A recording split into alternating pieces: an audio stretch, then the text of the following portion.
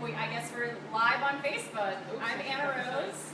I'm the co-artistic director of Nothing Without a Company, and we're starting to do monthly panels at Berger Park. So you should join us live next month. Or thanks for joining us online. So we've got Kevin Sparrow, who is our literary manager, and he'll be doing the moderating. Yeah, you're moderating. I mean, in case we get into a fight or anything, you're gonna be like, "Whoa, Nellie." We're talking about politics, so okay. Whoa, Nellie. We've got Misty DeBerry, lovely master or graduate student from Northwestern. She'll tell us more about that later. And then we've got Jen Yu. Thank you, Jen, actress and other things. And we've got Jake Friend, our marketing director. He is super opinionated about politics and is an amazing director. He'll be directing the kid thing actually like over there. You can't see it live, but over there. Whoa! In that other space.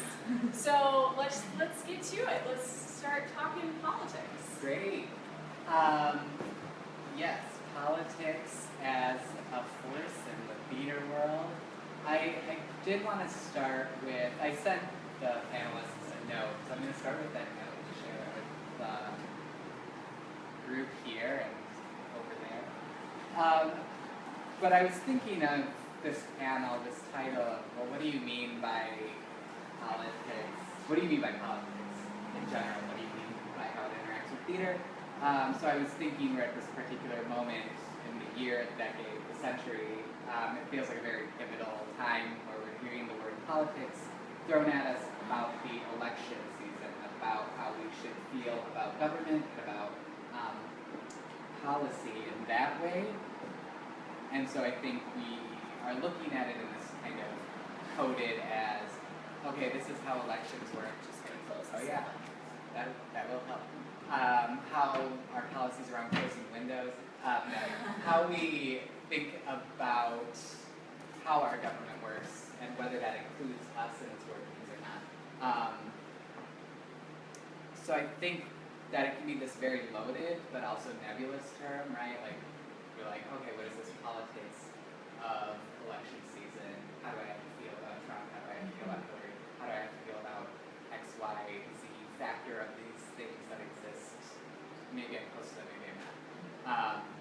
But then it's also general enough that you could position yourself in there anyway. So I wanted to kind of get us to start thinking about what politics, what political means for the panelists, and then I'm going to ask them to kind of give a secondary note about that. So as you're introducing yourselves, that's like how the introduction thing will go. It's like talk about what politics for you in theater means. So then we have a range of definitions to start from. And I guess we'll start from Jake. He was nominated first. Okay. Speaking of Nominated to go first. I'd ask for it. Hello. I'm Jake Friend. I'm a director. I do the marketing for Nothing Without a Company. I'm also a graphic designer with a bunch of companies around town, and I work for the League of Chicago Theaters during the day in their advertising program. So I'm kind of immersed in Chicago nonprofit theater all the time, all day, every day. It's a lot of fun. When you asked us to define what politics meant for us, I didn't want to say anything cynical, because if we're going to talk about the art or theater's ability to affect political change, then I don't want to bog our definition down with anything we can't overcome, right?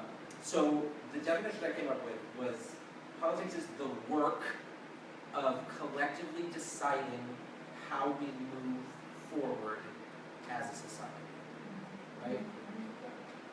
And I think, and as a director, I feel like I totally gave that answer as a director, because it's all about collectively deciding how we move, how we present this piece of art. Everybody comes in with their own ideas and their own notion of what this play can be or will be or what it's about. And you're the director, your very intangible job is to get everybody thinking the same thing. And so it's essentially a deal. You make deals, you make compromises, you meet in the middle, and you come to the table and you talk about it. So they just feel like very similar things to me. I'm a political person, though I don't really know what that means. I'm just very interested in the mechanics of all of this, and I feel that lends itself to what I do in theater all the time. And you just do your best to represent. That's it for me. So, I'm Jen, and gosh, I think to contextualize sort of how I ended up where I am, it's sort of a longish story, but to shorten it, I came to the U.S. when I was 2.5. My parents are, I'm Korean. My parents are very uneducated. They only had like a 7th, 8th grade education due to sort of political conditions at the time in Korea. And we were able to come to the U.S. because my aunt married a GI, so that's already this like sort of interesting relationship, right?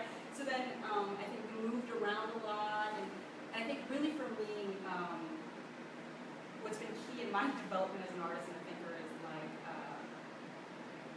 what I eventually came to understand is like politics it is amorphous. It is, for me, it's not just about like state government, right, and our relationship to that, but it's very much just about, you know, the way I used to teach it when I was a grad student was like, politics is really, anytime that you are engaged around the distribution of resources, right? And so these resources, in particular, I think for us as performers, is powerfully symbolic as well as material, because the symbolic so much leads to material realities, right? So for me, I think growing up and becoming an actor, like I had a very evangelical upbringing.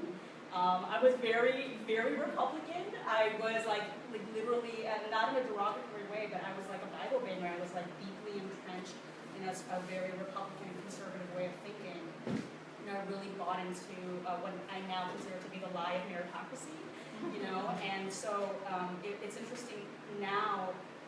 I realize like all of the challenges I had as a theater student at DePaul, and then later as a grad student, like a lot of the tensions I experienced, a lot of the alienation I experienced was around an inability, because of my very Republican kind of common sense that I had, the discourses I had to understand my life, never permitted me to name class, or gender, or race, or sexualities, or intersectionality as forces in my life. And so now, I think it's been so liberating to acknowledge the ways in which the political is, and it's a very facile statement, but like the political is personal insofar as like, you know, every time we present ourselves in the world, whether we need to or not, we are forwarding a theory about how we view the world and our place in it. And I think, like for me, the political, like the way in which the political sort of shows up in my work is really such an everyday quotidian thing. It's like when I enter a room, it's immediately a political engagement, right? Because people are looking at me a certain way, and whether they know it or not, they're reacting to me emotionally, intellectually, right, socially, through all of these discourses that they don't necessarily know to name themselves, right? So to me, it's like every day, the practice of being willing to speak and to name these, you know, social forces as meaningful, and the kind of conflicts that leads to, because I think people are so uncomfortable naming it. That to me really, especially now that I'm no longer like explicitly writing about it, and because I'm not yet at that place where I'm like necessarily producing my work around it, that to me is where politics lives, is literally just like trying to survive, right? In a world that just like, especially for I think Asian American women, like doesn't see you, or can only see you in a really circumscribed way, right? That like immediately, like people don't even know that they're doing it, but they try to police you. You know, they're always like stepping to you, whether like it's in the language of a joke or something. They're trying to shut down modes of communication. You know, so I think that to me is how I think of the political, and it is very broad in that way. But it's so important to think about it in those broad terms, because it's about, I think for all of us, right, it's about, especially as artists, like for us, self-expression is, and not just artists, for everyone, I think the freedom to be yourself in any given space, right, whether it's on the stage or not, is completely made possible or shut down by the ways in which people are sort of prepared to read you, and we learn how to read people through the theater, through magazines, through all kinds of super like everyday ways, right? So that's how I think about it. Thank you both. Those are beautiful definitions. Again, hi, I'm Misty DeBerry. So I'll tell a little bit about who I am in terms of how I got here in this position, because that definitely informs my relationship to theater and certainly my relationship to politics.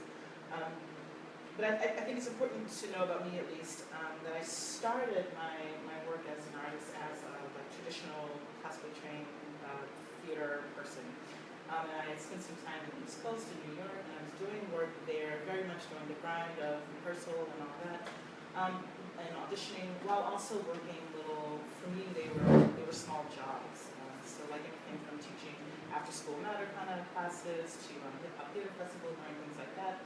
I got into a play that was bound for the Fringe Festival in Edinburgh, and being there was really an experience that completely changed my life as an artist, because I was beginning to see work that could have a socio-political impact and also be aesthetically beautiful. I had been trained to really focus on the aesthetics, and so understanding how the aesthetic could meet the socio-political just kind of blew my mind in terms of what I could produce. And so that led me here to Chicago. I did my MFA at Berger College, Chicago.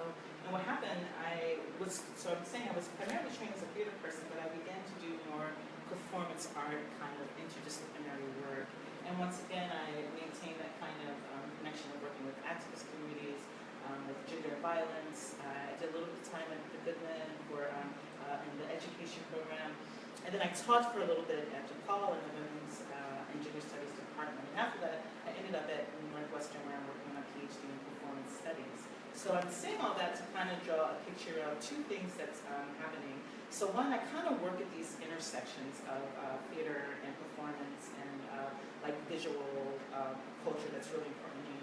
But I'm also constantly working at these intersections of political meaning. And it's a wonderful question to call us into the room to think about the term we want to use here today, because I guess one thing for me in terms of politics, I didn't really come to politics. Politics was always happening to me. So it's very much a political thing to walk into a room and right off the bat auditioning for Othello and wanting to play Amelia or whatever. It's automatically a political moment. It's a political moment when a director will ask me if I could act more black, right? Which is a very painful moment, but very much politicized. And then also I'm living in New York, and I come from this very much elitist institution where a lot of my classmates were able to have financial support while they were going on the kind of rehearsal track. I was not, right? So that meant I had to work certain type of jobs. So then that's another type of political context that's kind of driving my life. So in thinking about what politics or what political means to me, one thing that kind of want to bring us into the conversation, or a way for me to start into it, is I kind of think about it as a rules of engagement, a way of being. I think it's an ethical orientation or positioning oneself towards the room, towards the world, society writ large, and then it gets even more messy once you start talking about that. But I think it's funny how the word political can work, because on one hand it's kind of ideally I want to do political work, and I think that means like it matters, like something's happening, I'm commenting on access to resources and rights and all that. But then I thought about, sometimes I find myself saying, like, I have to go to this dinner party tonight, and I don't want to go, but so-and-so gave me money for a show, so I have to go because it's political. And so then I thought, well, political also, it's a mode of restriction sometimes too, in that it determines how we behave or how we perform. And so, and that way I think it's context specific. I mean, it has to be, and historically specific too. So right now I'm just kind of playing with this idea that it's a way of engaging. It's a mode of being in a relationship too, that sometimes feels really good, and that I think I'm doing something right, which is a whole other conversation. And then other times it feels like I'm only doing this because I have to, right? And so then it feels kind of bad, you know what I mean? So I think it's just interesting in one way how we use the term, how we can flow back and forth, and then how we practice the term, what can come out of it. Yes, it's interesting because it seems that it's a term that can both be a verb, it can cause you to act or be within an action, but then it's also a value judgment, that it's like it needs to have a political content or matter to have purpose, to have matter in your life. And I like how you talked about it as an ethical, a way of ethically going on, because that was just something that came into my mind. Like, oh yeah, that's how I think of politics as a relationship, right?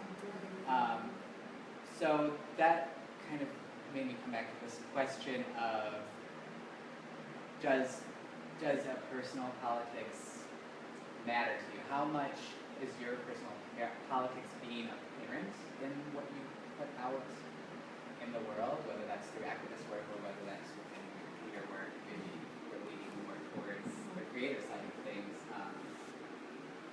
to expound on. But how does your personal politics cause you to act?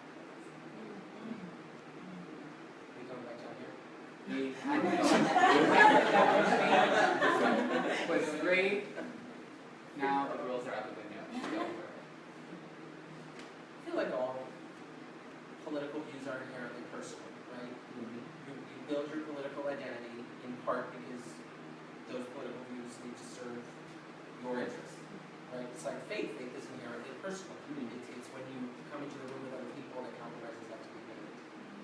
And everybody's political views have to be acknowledged and respected in a country where we say everybody's voice matters. It's actually very hard work, right? The fermentation of those ideas, right? Instead of going rotten, they've got to ferment.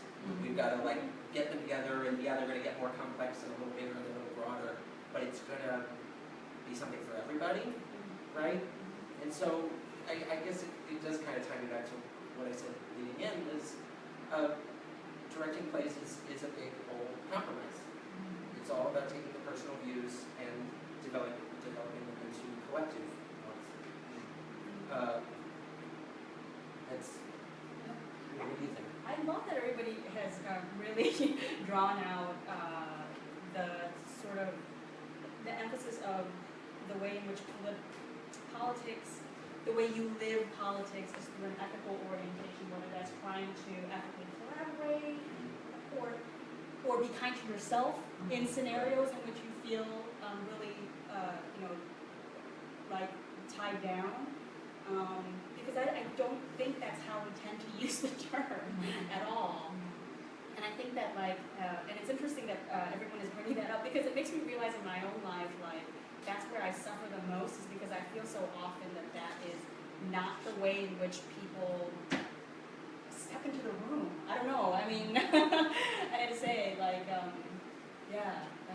so it is interesting. I mean, you guys feel like you... What are you saying? You don't feel people step into the room? With that attitude, I guess for me the key race tends to be the sort of embodiment that gets seen the most. Maybe more. I mean, right? It's everything at once, but at the same time, like, so racially speaking, I think, especially because in Chicago, I might be jumping a little bit ahead here, but like because in Chicago, especially, I feel like there's so little acknowledgement of race.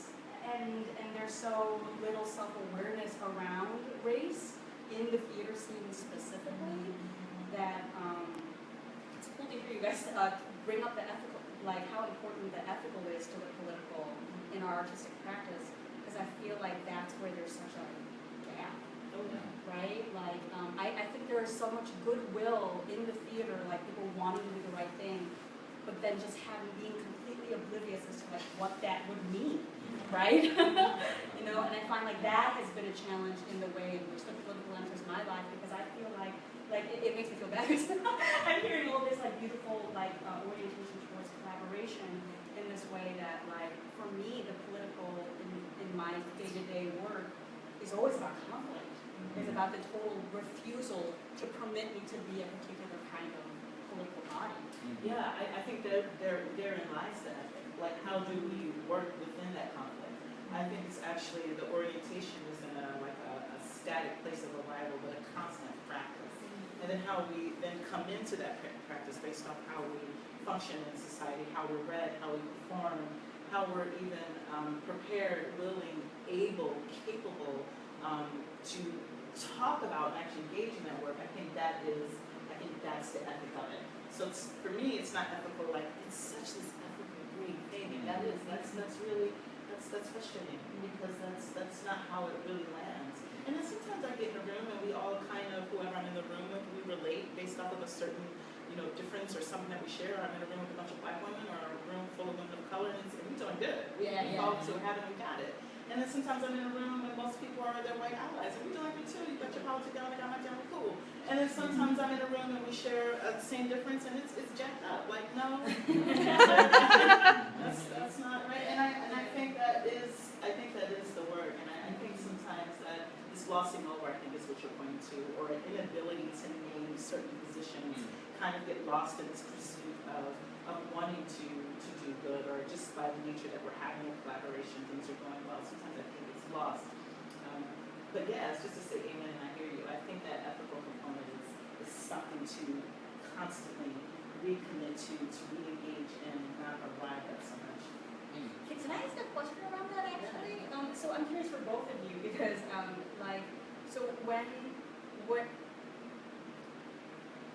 what is the ethics of it? Can you define the ethics a little bit in terms of like when you feel that conflict, when you feel the tension, how does your practice operate in that space? How do you sort of play out the political there in a way that works for you? Like, are you trying to make peace? Because for me, I think it's very important to me to not permit there to be a fake peace, right? Like, I don't want people to feel comfortable. I'm willing to be the parasite in that, and just like make people uncomfortable there. Do you guys tend to, I think it might be different for you because you're a director particularly, so you're maybe always looking to find a way to make it better. Sure, definitely. I'm sure that's like an inherent thing that I don't even think about. But I'm certainly a people pleaser, right? I've got to find sacred ground with people. I just have to, and we've got to be able to stand there together. But it all kind of boils down to, at a certain point, there are some things that I maybe think that should not matter in so many contexts, because they really have nothing to do with me. Part of the work of making a society better and moving a society forward is acknowledging that not everything you think is correct or really even is valid to say or whatever. You know what I mean? Because some people's ground is more sacred than yours in certain moments, right? Yes. And that's that's a great idea. I don't know. That's kind of how I have to think about it. I'm sure there are people who stand against me as a we'll say mildly effeminate gay man. But essentially I'm a white man in the world, and a lot's gone my way that I have no idea of. And there are too many things I cannot speak to because I have not seen the other side. I read 15 news outlets a day, partially because I have to. I need to feel that way. I don't know why. But it's because I feel a need to be prepared, to be educated, to see things from all sides. And there are things where I simply cannot, so I will not speak to them. Does that make sense? No, that's very specific. Yeah, I guess it depends on the scenario. So I'm not always an actor or a student or a teacher. So like a goal that may come up may be specific to what I'm gathered in the room, and then the practice, whether it's a conscious practice or one we all want to engage in, will be determined on that too. So for example, if I'm doing a peace circle, that's very much a guided practice with an embedded ethic or way of being returned to one another. And the goal in that room may be, we're all discussing relationships to violence, right? Either experiencing it or witnessing it. And so the goal of our 2-hour time may be to try to build a sense of either connection or laying a seed of building a sense of community with a group that I have to return to on a weekly basis if it's a classroom. So that may be a goal. Or to leave the evening not feeling broken. So that may be the goal for the night, right? Whereas if I'm in a classroom at like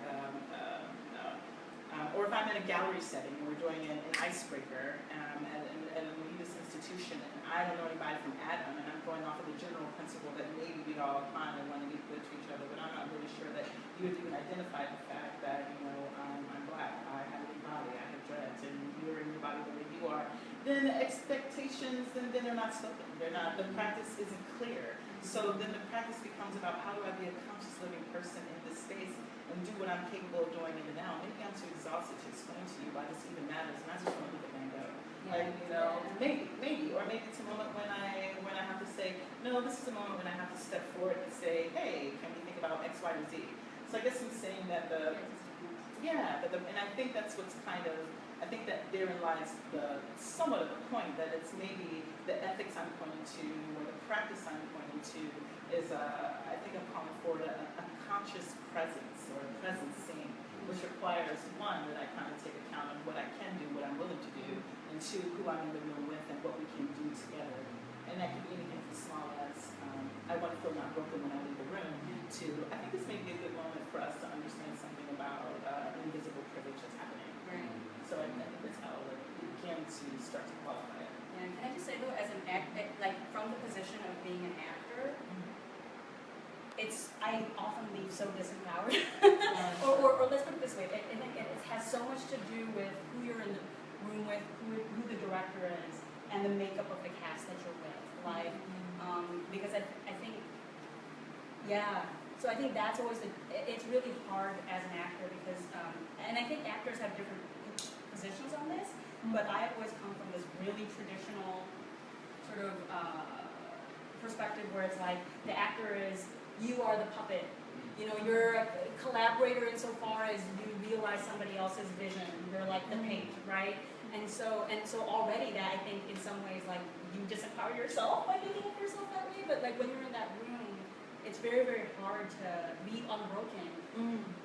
And I think oftentimes like that's what it feels like to be the non-normative body in the room. Is like you're tokenized and you know it and you recognize the limitations in that room. You might try a little bit, but then you just have to let go. You know, so that's really hard. I have a question, I guess, to raise here, and it's going to like go across the board. You can think about it from the different vantage points, but I guess it goes up to your point, Jin, of what do you feel you have to sacrifice, or do you feel like you're constantly making sacrifices to fit into this mode, to do this, or are there things that, I guess, also from the director's standpoint or from the self-producing standpoint, that you have to kind of shave off of your identity or the way that you're working in the world, just to be able to do any of that work? Like, and how would you address it? Like, if you could say, this is the way I want to tilt out of that mode of behavior, like what would you consider?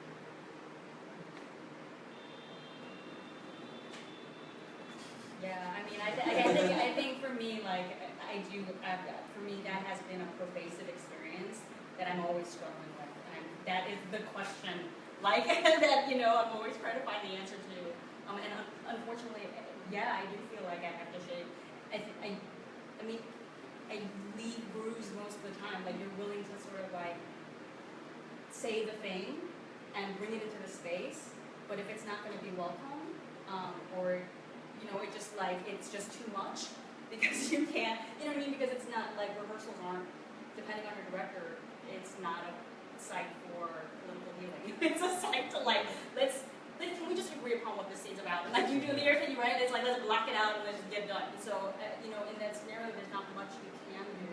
And so I think, so it's interesting because increasingly I am moving towards a desire to self-produce more because I don't want to give up working with other people, but at the same time, it feels like, I guess right now, sorry, my whole buzzing, my Fitbit buzzing, is, like, right now I feel like there's kind of no, it's been hard to find compromises, you know? So I think that, like, that's the only way out, a little bit. I was a performer for a long time, and they're the totalitarian directors. They're the demagogue directors. And half the job is coming in and understanding that they're not here to tell your story, or your version of their story, you know, the playwright's story. They're not here just to do that. They're here partially to tell the story because maybe they find it interesting, but they're basically there to tell their story. You're there to just kind of keep building on who you are and hopefully discover more of yourself in this work of art and involving yourself with this group of people. And everybody's good. That's the power of theater, is everybody's coming together from a completely different place with their experience and their understanding, their sacred ground, right? I talk about sacred ground.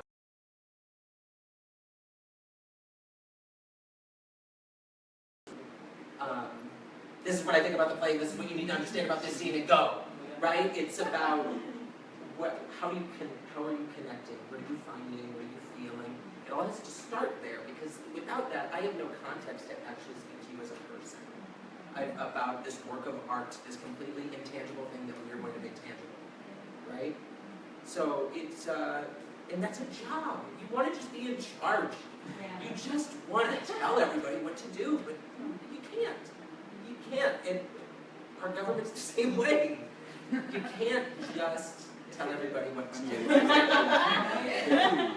raise a question or to clarify a point, or just to deepen this part of the discussion, is that what happens then for you before entering that room? Because I'm feeling like, yes, there is a way to work in a room ethically, but, and this is going back to the original point of just thinking about what you have to lose, what you have to shave off, how does that get addressed? Like, where do you start from to make sure that you are setting up those actors, those performers, the people in the room with you to be able to express themselves in that way?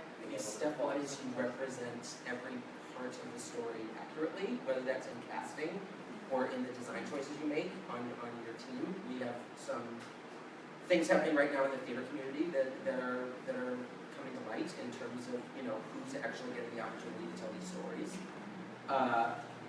And so, you know, step one is making sure you're surrounded by the right people, right? Because this all comes down to me not having all the answers. That's what a good director has, is none of them. And then you get to know that this work of literature from absolutely every angle. You read it till it's basically committed to memory, and you don't have to think your way through it anymore. You have to know it so well that that it's comfortable in the hands of others, and you have to be willing to let other people fail. It can't be something that you've got a loose grip on, and we'll figure out the rest later. You've got to know it. You've got to know it for you, and then you've got to let everybody else figure it out for themselves. Does that answer the extension? Yes. Cool. Can I say on a practical level too, as an actor, I recently worked with someone who I thought it was so helpful because she addressed it explicitly at the beginning of the rehearsal process. It was like, I don't know you well enough, like, let me know if something crosses the line, let me know if you're uncomfortable, if we can do something differently. And like that already opens up the space in a way that makes it much more egalitarian. And I found that simple thing, you know, the director doing that. And I remember when that happened, I was like, geez, I don't think I've ever had a director just say it, right? And then I did feel comfortable later when I saw some things that I felt were like problematic dynamics. I could go to her.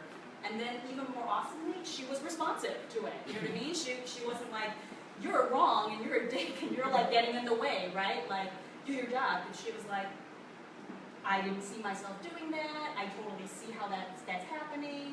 How can we fix it?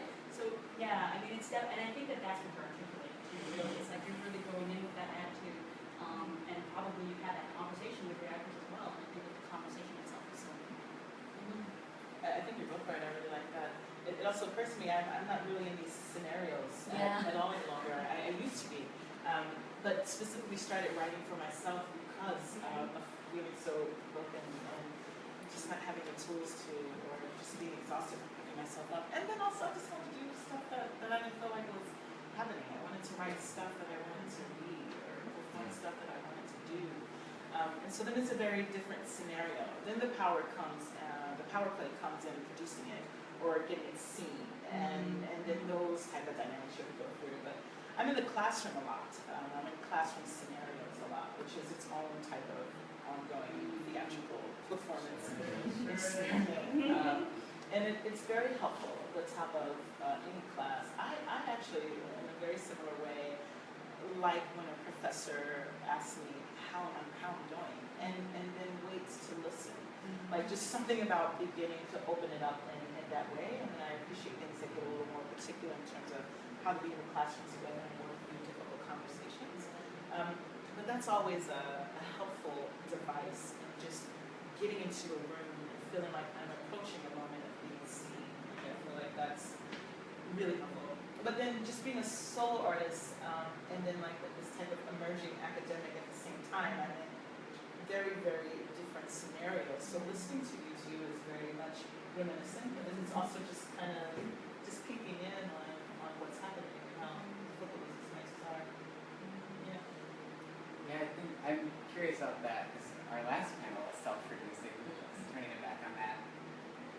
And it probably touched on some of those issues, but I wonder what is the politic difference there that you felt like when I'm just the whole show. How is that different for you from the collaborative? Yeah. Well, it's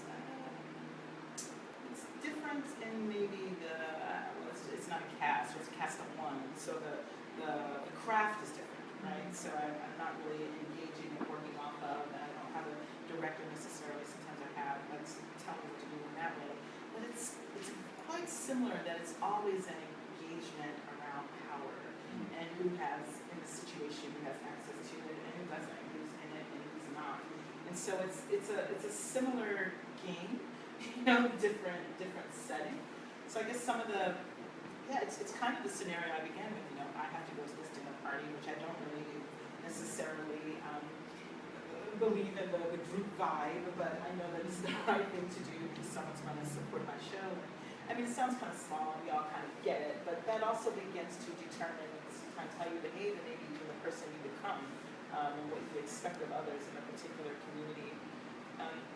So it's the same that I have to navigate similar politics and dynamics around, okay, you're new to Chicago, when I first moved here, and I began doing a show.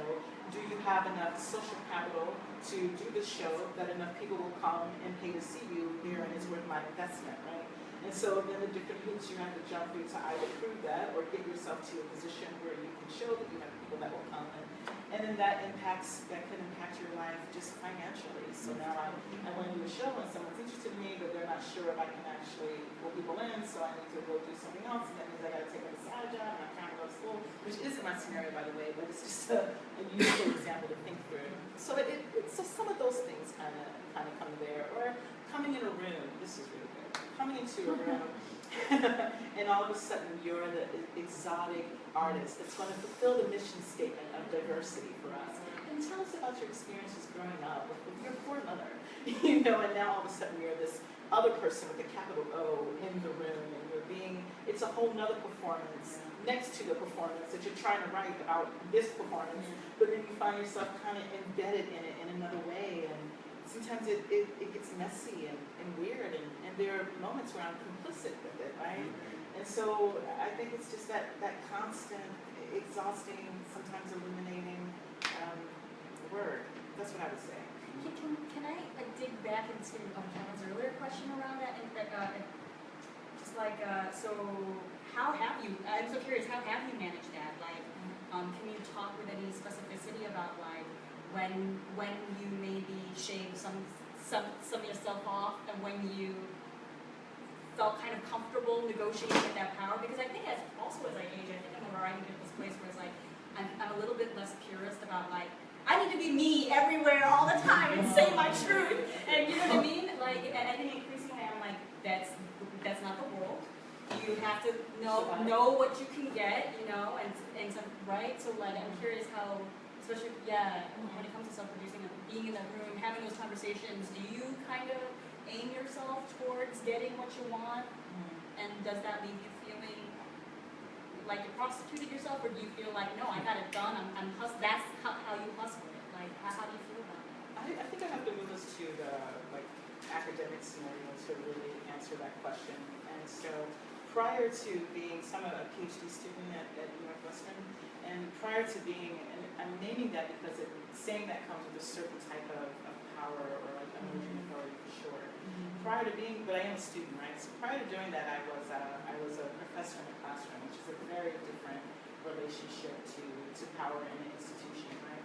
So now that I'm in a classroom, so the way that I may have to shave something off, it's not so much shaving as maybe choosing one's words or choosing not to speak when silence becomes a moment of either protection, you know, or survival. So that could look like, I need to pass this class because I need this degree, because I want to take care of myself and do certain things in my life that this particular trajectory will allow me to do.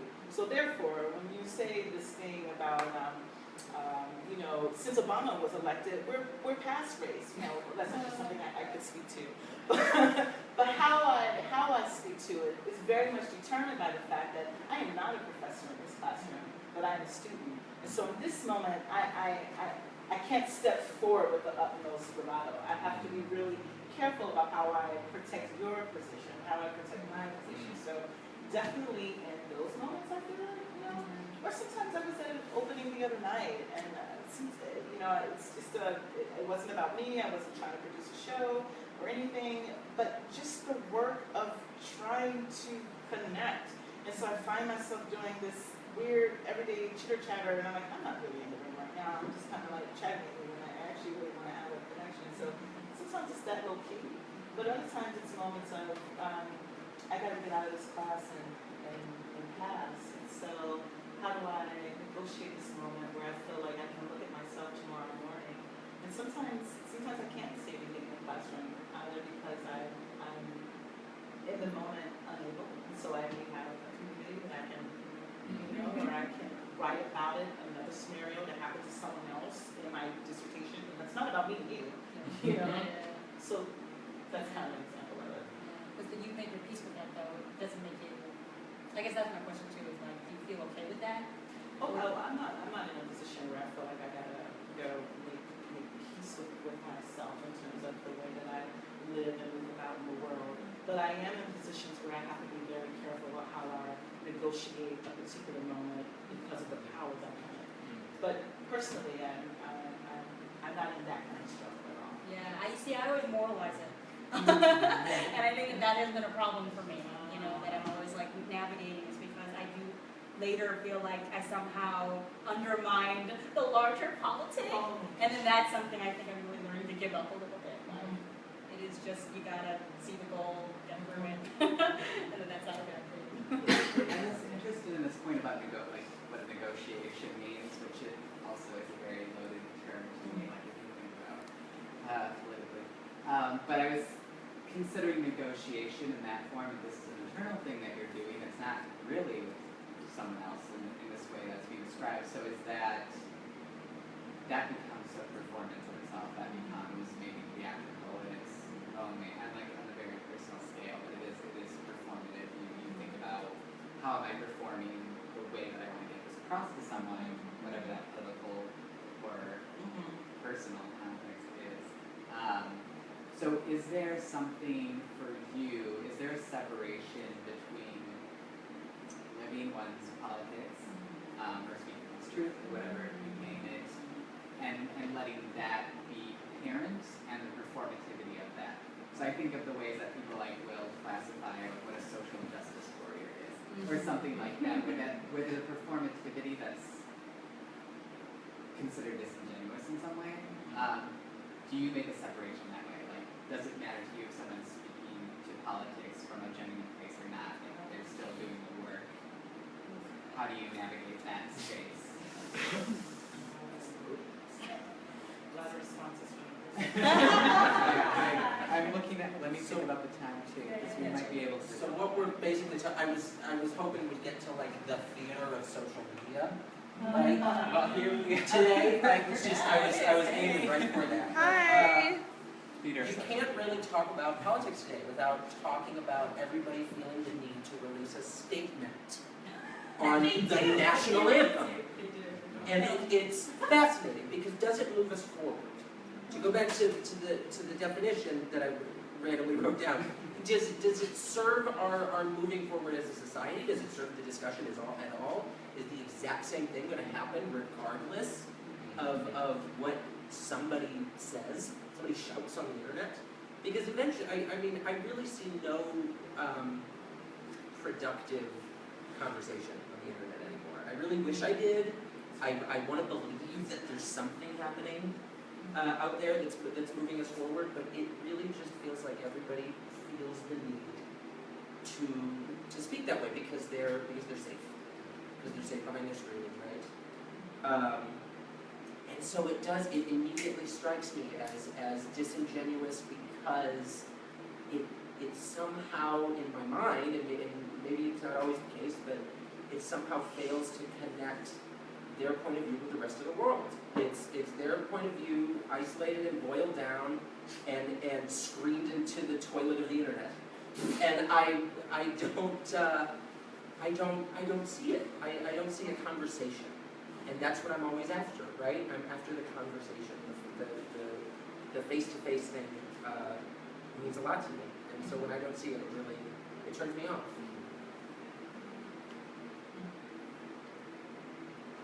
I feel like it's obvious when somebody walks into a project with that sensibility. Walking into a work of art, because I mean the whole purpose of art is to connect with people. You can't shop in the toilet that way, right? Like if you're rejecting something out of, like if you're coming in with a very certain aesthetic or a certain thing. Right, and sort of it has to take place in the world, right?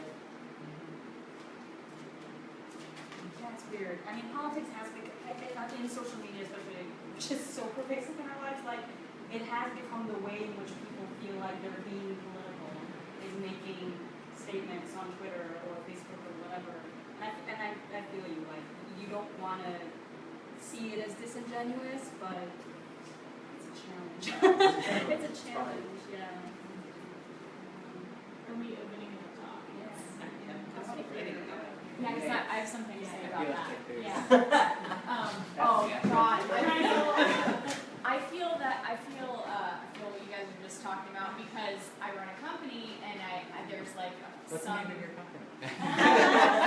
nothing without a company. So there's some like show face about it almost because it's like you run this company, like it's your face on the company, which I really don't like because it's like all of us, but I feel like I get boxed into that a lot. I get boxed into the like, you're just showing face right now, when it's really like, no, I'm really being genuine, but like I also need to show face. Like, you know what I mean?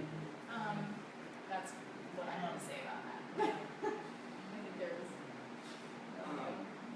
I think it does matter. I think that you saying what you think everyone wants to hear on Facebook and then not living that way honestly in the world, it does not further anything. It's not progress. It's bullshit. I'm sorry. No, you're fine. So and I actually just had a conversation with Anna Rose about this. I have taken the stance of removing myself from social media entirely because I find it to be detrimental to my mental health, my spiritual well-being. I find it like can make me cry in a way, or make me angry, and want to hurt something because it's just so vapid and thick. And I understand, like I know these people outside of their Facebook profiles, and that's not how they behave. That's not how they act in the world. So who are you doing that for? So what? It's empty. So if no foundation, what's the point? I feel like we can't talk about either of these comments without talking about how we live in a capitalist world, and like it's so weird, especially with actors. Like increasingly, you hear the constant language of self-branding, right? So that like these messages that are ostensibly an attempt at self-expression in some honest way. Really, it's so impossible to run apart from what they think it's doing in the world for them on a business level, right? Which is so deeply entangled with their artistic life, unfortunately. So it's so complicated. Challenging. Yeah, I hear you. It is hard. And it is that branding question is a really interesting, weird thing, not only for actors, I think keeping it contained in the theatrical realm, but just as a creative person, as a writer, as a... That's right. Yeah. The artist statement is a weird thing.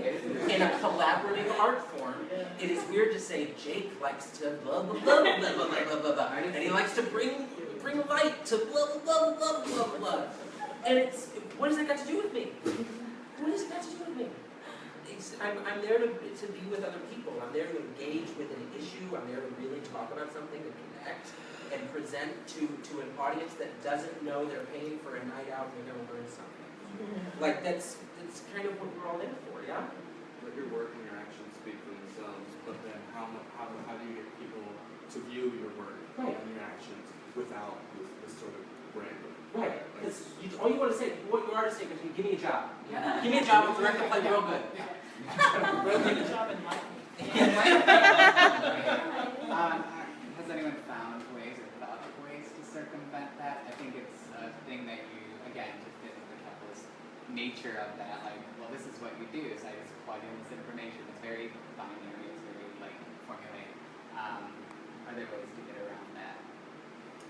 Unfortunately for me, I think this is again where I always return to being a point of conflict. Like that's the thing that annoys me about when people are making commentary on certain political, like hot-button political issues. Like the problem is, I often get the feeling there, especially when you know other things about them and you feel like there's a tension there between what they're presenting and what they do in their lives. But that's the thing. That's why often for me, and I know that this is shallow and incomplete and wrong, but it's like that's why I actually really like people who are unlikable or who will bring the drama in a certain way. I think a lot of times people accuse, like I'm often that person, of just being into the drama, right? But the real thing is, like, to me, it's so much more real if you would just say, like, I don't think that person of color should get that part because they don't deserve it. Like, don't just say the thing you think, because that to me is an authentic connection, and then we can have a conversation about that. Instead of when you just say the right, beautiful thing, or let's keep it positive, or whatever it is, that circumvents conversation. You know what I mean? So, like, that's the hard thing. So to me, I often feel more alive and true when I'm in a fight, because it feels like when a person is, like, yelling at me, I feel like, now I see you. Like, thank you for bringing your honest face in this moment. You know what I mean? I know it's not the only one-dimensional truthfulness to you. You know, there's hurt and anger and confusion, all those things. But all of that is coming out in a way that unfortunately often are the most real connections I have with people in the theater scene outside of the stage, right? So unfortunately for me, it's the ugliness is the most beautiful thing that seems to route that. Sorry. I just want to throw like a counterpoint at part of this conversation. Two thoughts. Number one, the reason why everyone is so loud on social media is because the internet is full of all the things, and everybody's research is well researched, or like at least like Google does something, and they are like they have the numbers to back up whatever they're talking about. But and whether it be correct or not, but everyone's got something. Everyone has a thing they're like, no, but this says. Google it. So I think that is an indicator of like everyone's volume. But also and here's the thing that may not be popular. I think that part of this, and I don't necessarily think it's shaming, but part of like the anger towards the people that speak so much on social media comes from like a tiny bit of privilege. Hear me out. So, I have a friend who is currently in law school, who is trans-identified, and is in this like incredibly like dark place as being a very capital O other in a like pretty like strict groupings. And I know that they are like on more than one occasion, like the social media and like the support that they feel because they see things that are supporting what they believe, but they may not necessarily get to be around all times, is like borderline life-saving at the risk of sounding like really, and you know, also I'm sorry if you're watching this. So I think that there is a decent amount of good that can come from this. Whereas I mean, if you are coming at it from like a place of like, well, I'm just showing face, and that's one thing, but like that is also a stepping stone to these conversations. Like, I'm not going to specifically say the group that happened a few months ago, but like an article was published about a specific group We talked about it last time. And, Great, I don't necessarily want to say it, but as a result of that, and as a result of like continual, you know, it was a stepping stone. As a result of talking about this again, everyone's just like blasting about it, things change. So maybe it, like my post about this one thing will not change how this works. I feel sometimes that if there are enough of them, that like it can at least begin a conversation that can like make the change happen. So I don't necessarily think that social media is like the bane of all our existence. I'll comment sometimes. Yeah, I just wanted to throw that. And I didn't mean to speak over broadly. I think there's plenty of injustice in our society, in our country. And on social media in particular, we are looking down the barrel, literally, of a tragedy on a daily basis. At the same time, it is shoving forward a discussion that basically for decades has been a tide washing in and out, right? And only when we were being berated with this information on a daily basis was it acknowledged that, oh, right, we just kind of drop everything and move on when it's all over. But now it can't all be over, right? We literally have a window into everyone else's lives in our pocket. And that's a powerful thing. It's when people who feel they have something to say, or people who feel they just have something to say, feel they should say it just because they think something, right? That's when things get muddy. I also think the medium rewards folks for that. So I think it's kind of hard to engage in it. Like just the rules of engagement with Facebook we use these now, you know. And so I think that's also tricky too. Like you know, we can talk about the folks that post things in a disingenuous way, but also the medium kind of rewards that. And so I wonder if there are also ways to think about how we change that. I'm always a fan of folks who, I don't know if you read Sarah Ahmed. I love her. I love Sarah. But she was so great. She posted something a while ago and she said, I applied for 3 grants and I didn't get not any of them. And I just thought it was just so great to have a moment of I failed 3 times in a row.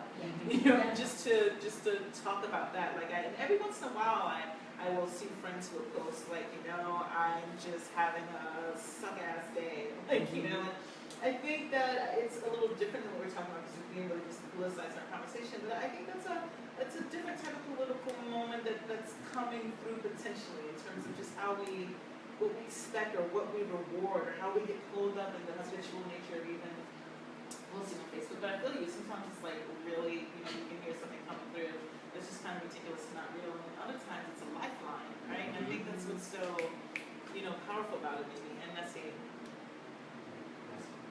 Well, I think so. I'm in marketing, so it's hard for me to kind of deal with that because I do that as my job, and I'm on social media a lot. I also I just moved back, and it was really important for me to stay plugged in to my friends in Chicago and what was going on in the creative scene in Chicago, because that kind of fed me and inspired me with the work that I was doing down in Tennessee while I was down there. But the stuff that I'm hearing just made me think about how our culture has a serious issue with duality, and everything has to be all good vibes only, super posy, and it's harmful because it creates these echo chambers where you aren't able to have a meaningful conversation or call someone out or hear all the sides of things and hear people being real and having a good conversation. And this just happened. I mean, I posted a picture of my dog last night. That got so much more attention than some things I had to say about these recent tragic events in Black Lives Matter and being from Appalachia and having a family that isn't blatantly racist but also doesn't understand, and they're not around Black people, so how do I have meaningful conversations with them? People didn't really want to engage with me about that because we don't want to go into negative territory. And so going back to duality, there's this idea that you guys made me think about in Hinduism. It's called ahimsa, which means nonviolence. And you would think like, oh, good vibes only, like be vegetarian, don't harm anything. But that's actually absolutely not what it is about. And I saw a teacher a few years ago, she's Jain, but it's the idea of ahimsa is similar in Hinduism and Jainism. And What she said was, you know, if you're on the street and someone comes up to you and wants to hurt you, you need to defend yourself. You need to stand your ground. You're not just going to fold over and let them assault you. You're going to stand your ground. That's nonviolence. But the idea of, in our culture, it's kind of like, no, be nonviolent, be passive. But actually, if you look at it a certain way, it's like, no, be true, stand up for yourself and fight. But you need to listen, and you also need to be open. Those things happen simultaneously. It's not one or the other. But we, as Americans, are always very much like black or white, but it's never that simple. But we want to make it simple and compartmentalize. And that's why social media is so complicated and difficult and harmful, but also amazing. Like people.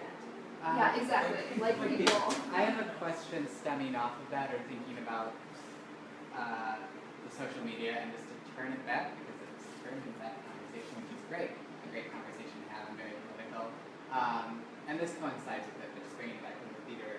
Does that immediacy of social media, in that sense, is considered to you? Does it subvert? Does it take away from what the theater can do? Like, you can have an immediate experience in the theater, but there is a lot of work. There is a lot of time and development that happens. So I'm wondering, like, do we have the same relationship to theater and its power to advocate politically than we might have 10?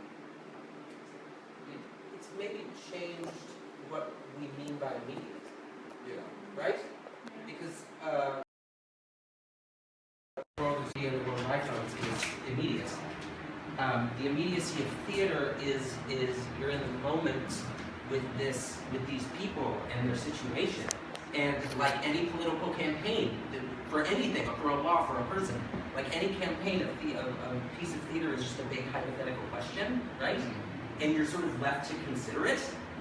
And so you're delivered that question immediately, but it's sort of meant to sit with you and for you to just sort of see the world in that context from now on, right?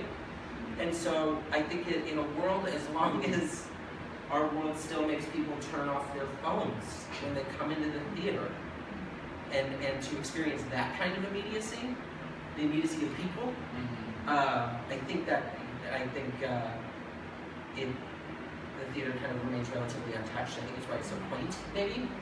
People are millennials in particular, I think, are in love with theater for a very different reason.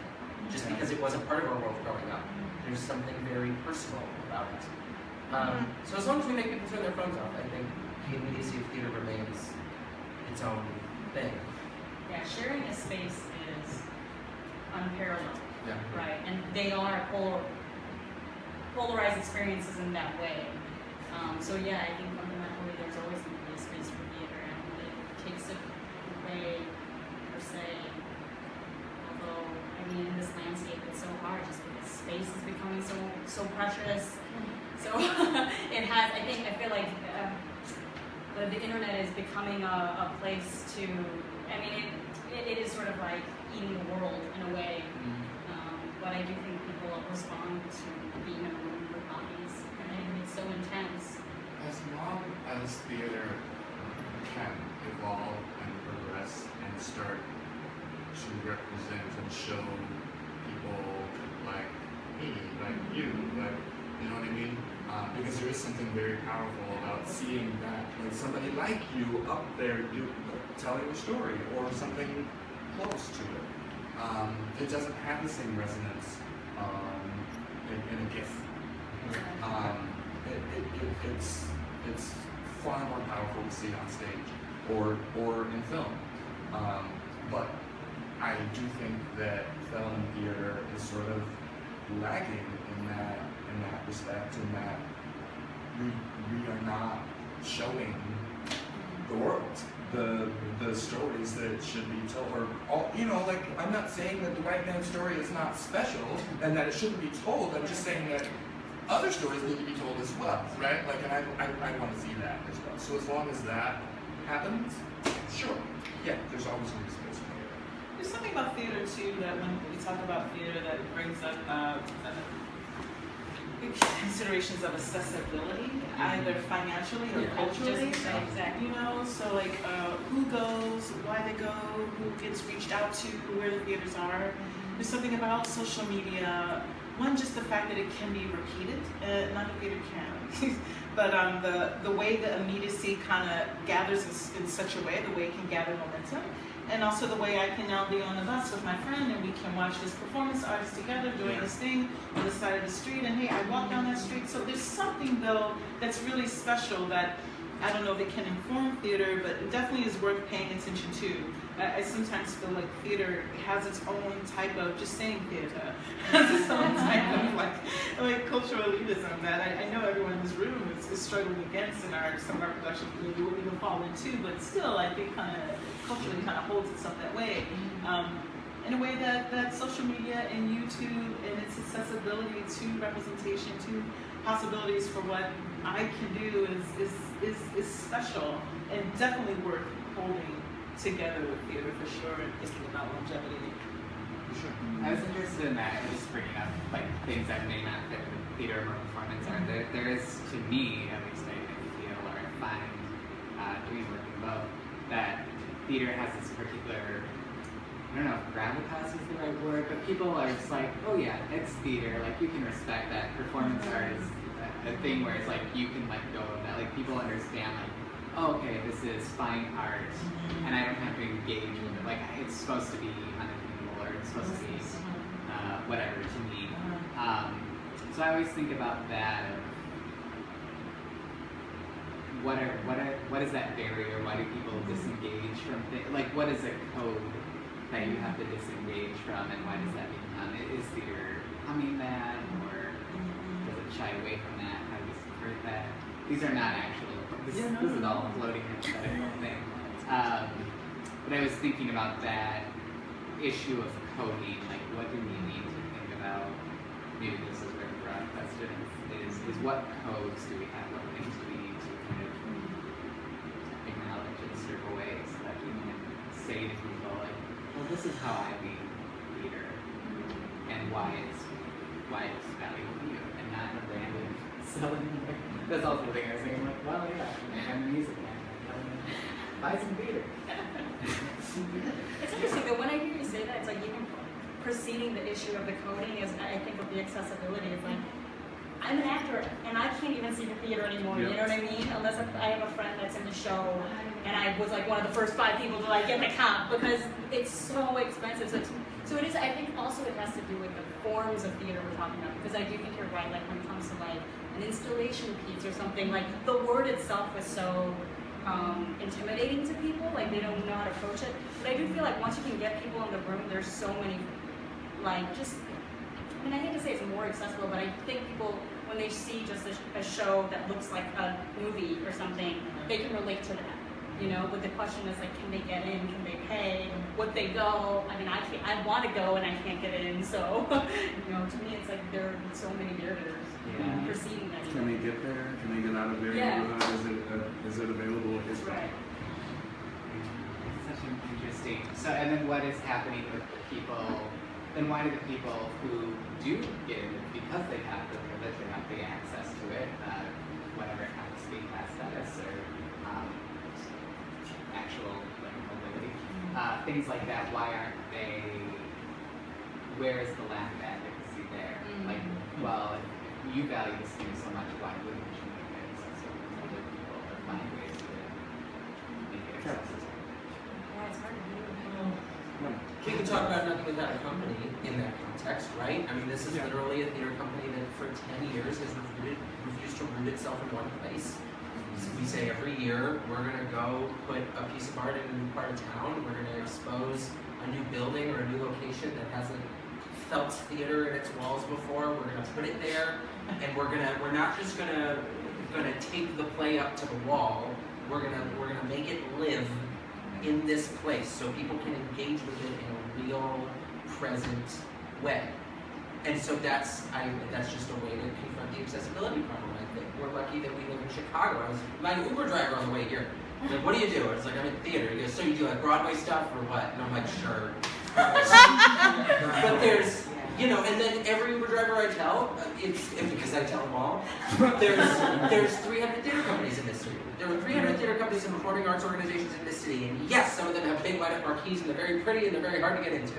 And some of them are hosting Hamilton, and I'm never going to see it, right? But for just every single one of those, there's a company that is working its ass off day after day after day to bring theater to people who are willing to engage with it and not just say, oh, we had a night out at theater, right? It's not just about getting dressed and being dragged out of your house and going to dinner and going to the show. We're lucky that we live in a city that tries to confront this accessibility problem as often as Chicago does, even though there's still some who do not produce enough work on the south side. You look at a map of the theater, 300 theaters in Chicago, you look at a map and you think Chicago is half as big as it is. And that's a problem. The greatest portion of the city. Yes. Yeah. Yes. Well, art's a hot commodity. I mean, That's just it. to, theater, performance, and all of them in the bracket of art. And I think this conversation around branding that we kind of keep coming back to, in order to compete or stay with it, you have to put yourself forward in these ways where you're this whole thing of negotiating again. And that's the trick of it. I think that's what's so funny about art, because art is such a great place to get lost in the meaning and what it can be, and forget the very real corporate model that it that it survives as. So it's tricky. We would have to dismantle the whole economic system in the world to really realize the dreams that we would want to have. So that would be the relationship to theater and politics, how that could facilitate that awakening at when we all survive. And we all come out of it unscathed. Yeah. That's not good. I mean, I think it is an interesting approach to it, because I do sometimes think, or often think of theater as modeling in a lot of ways, whether it's modeling something that you want to avoid, or modeling something that you want to see happen in the world. So I do, maybe that is a politic as well, and create a structure that we could try to emulate at a different level, create it in the theater community, because we exist in such a weird world of like equity, non-equity, things that are like things that are considered legitimate and not legitimate, and there's a lot of people who exist in the not legitimate world in that sense, and have to make do on their own. So I do think about that a lot. The theater modeling, how we model politics through the structure. But now that you're bringing that up, that makes me think is like, I think in sort of popular parlance, the question that you started with, people tend to think of politics as a thing that lives over here and is about this, which is why the term gets used as an accusation, right? Like, you're being political, right? As if you could not be political, you know what I mean? Right. But and that's the thing, I think, especially for artists, if you're gonna go to the trouble of opening your own theater company and stuff, it's because you want to feel your feelings and tell you know what I mean? And it's so then it returns to this question of who has the privilege of making theater, you know what I mean, on a socioeconomic level at base. And so those are the stories that tend to get, right? A lot of times I think, people, there's those few theater companies that think of themselves as actively trying to engage certain audiences. I think nothing without theater companies like that. But Free Street Theater is like that. But by and large, that's not the popular mission. And so oftentimes you're creating these shows that such a small segment of society wants to see and really has a relevance to them, and they're being housed in places that a lot of working class people would never be in, and they couldn't afford anyway, and all that kind of stuff. It's so compelling too, because you have those theater companies that are the big, bad, theater companies, and their revenue is dependent upon their yearly subscribers, and then that's a very particular audience that then decides the shows that they want to see. So it's just really interesting how it just gets woven into, and the theater wanting to stay alive, and those folks that work there wanting to keep their jobs, and then what begins to be left out because of that. And so some of it, even with your best intention, it's kind of like you're my partner, we're talking about this, you're forced to maintain, to stay inside the system. That's right. Can we say something about that though? Because if we're going to talk about big theaters, like a lot of the, like they're, I won't say a lot. I know one big theater in particular, like they're funded because of diversity. Like they write grants saying how they're going to produce these diverse shows, and they're very, very proud of the diversity they think they're bringing. But like, I don't know, I don't even know where I'm going with this except to bring it up to say that like I find that to be a compelling site that like nobody really talks about or thinks about either, because oftentimes those shows, they're not drawing in diverse audiences, A. So who is that theater for, even though you're getting money to be diverse? B, like, I feel like a lot of times their diverse shows have really these like conservative undercurrents that are, and like they're congratulating themselves, and not to mention their casting practices, the way that they cast, like, oh, they'll only cast their diverse shows with people of color, but like the rest of their shows is like completely, whitewashed. So it's like there's that kind of like weird. There's also diversity awards. Yes. The theater that I worked for, they gave me tickets to go to a diversity awards ceremony, which I laughed in their face, and they looked at me like, well, how dare, like, What do you get the award for? Like I was like, I don't understand what are the different categories to even get a nomination for your diversity award. I have this many black people in my show. I have this many women, and there's this many trans people. Yay for me! It's just a bunch of white people sitting around. I'm sorry, but it is. Sitting around, patting themselves on the back about how diverse they are, while their audiences, their money, their revenue stream is entirely old white people.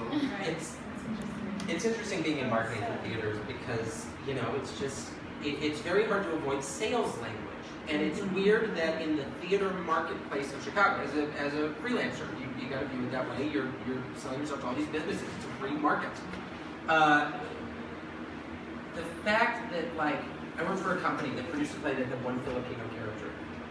And I was told 2 weeks before the show opened, 2 weeks, I'm a marketer, 2 weeks before the show opened, we need to connect with the Filipino community. Go. Oh, and I just started. Like, I started the week before, right? And we're gearing up for the show, and it's like, we've got to connect. Now is the moment. Oh my God. And I'm like, you picked your season 9 months ago. Right. You picked your season 9 months ago, and you're patting yourself on the back now for making this thing, or you're not seeing the sales you want. Oh, right, there's a Filipino person in the show. Let's market to that community. And the moment you start talking about theater like it's a marketing project, you kind of lose your ability to really connect. And I understand that in the world of social media, in the world of street art, in the world of this kind of immediacy, it's hard to not market. But there's something greater about theater that I think we're all kind of getting at in the conversational, the societal conversational aspect of it, right?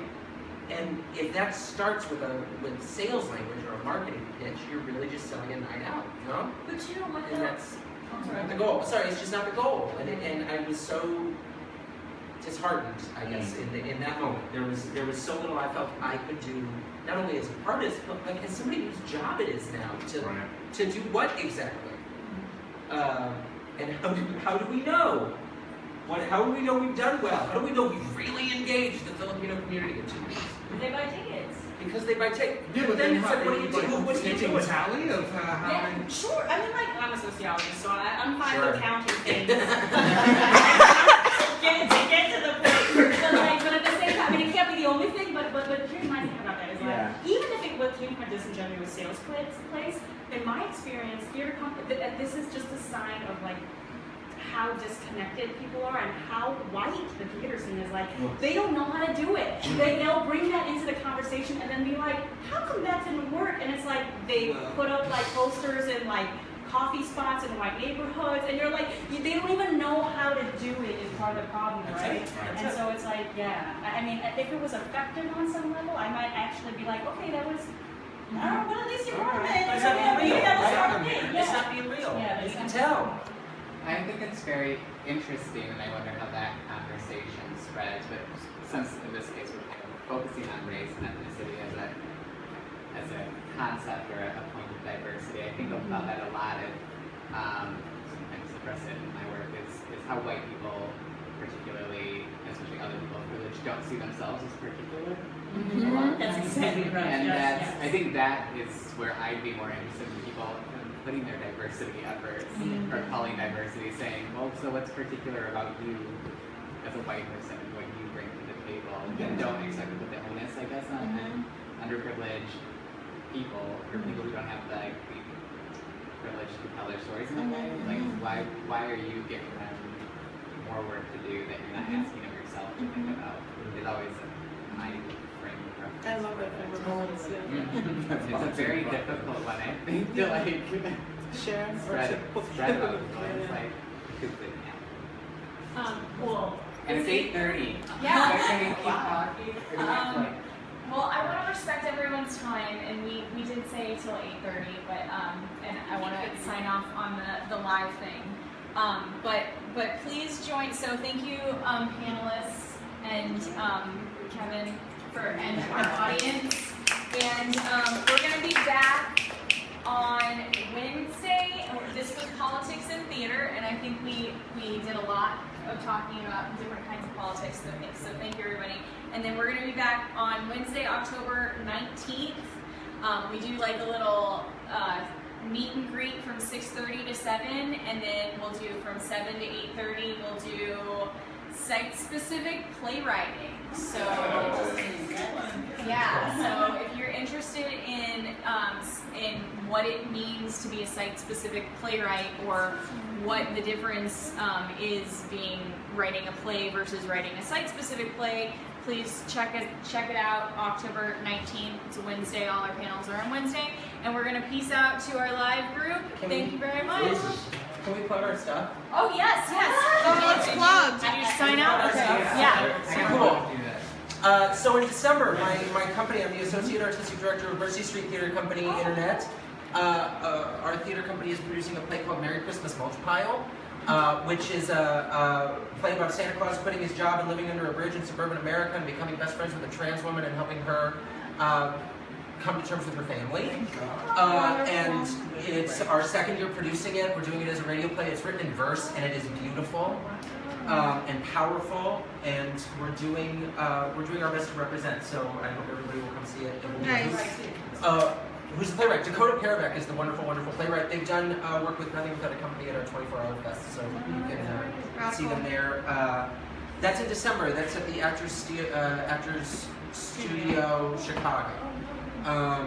So we're going to be doing that there, and then I'm directing the Kid Thing with Nothing Without a Company in this building, which is very exciting. That'll be next spring, and that's that.